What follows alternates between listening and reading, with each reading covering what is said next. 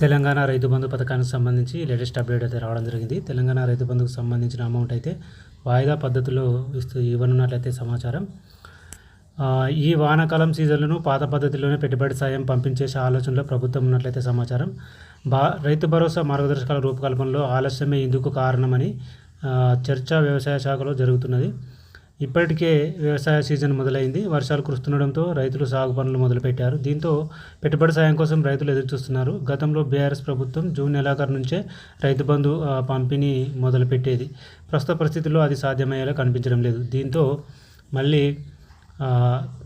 రైతుల్లో వ్యతిరేకత మరింత పెరుగుతుందనే ఆందోళన ప్రభుత్వంలోనైతే నెలకొన్నది. ఈ నేపథ్యంలో వానాకాలం సీజన్కు రైతు బంధు పంపిణీపై ఏం చేయాలనేది ఆలోచిస్తున్నది ప్రభుత్వం అయితే. అందులో భాగంగా పలు ప్రతిపాదనలు తెరపైకి వచ్చినట్టు సమాచారం. ప్రస్తుతానికి పాత పద్ధతిలోనే పంపిణీ చేయాలని భావిస్తున్నట్లు తెలిసింది. రైతుల నుంచి డిమాండ్ పెరిగితే తొలుత ఎకరాకు 5,000 చొప్పున అందజేయాలని ఆలోచిస్తున్నట్లు సమాచారం. రైతు భరోసా విధి విధానాలు ఖరారైన తర్వాత అర్హులైన రైతులకు మరో 2,500 చొప్పున ఇవ్వాలని ఆలోచన చేస్తున్నట్లు తెలుస్తుంది. ఇక ఇది ఎంతవరకు సాధ్యమవుతుందనేది దానిపై కూడా వ్యవసాయ శాఖ వర్గాల్లో చర్చ జరుగుతున్నది.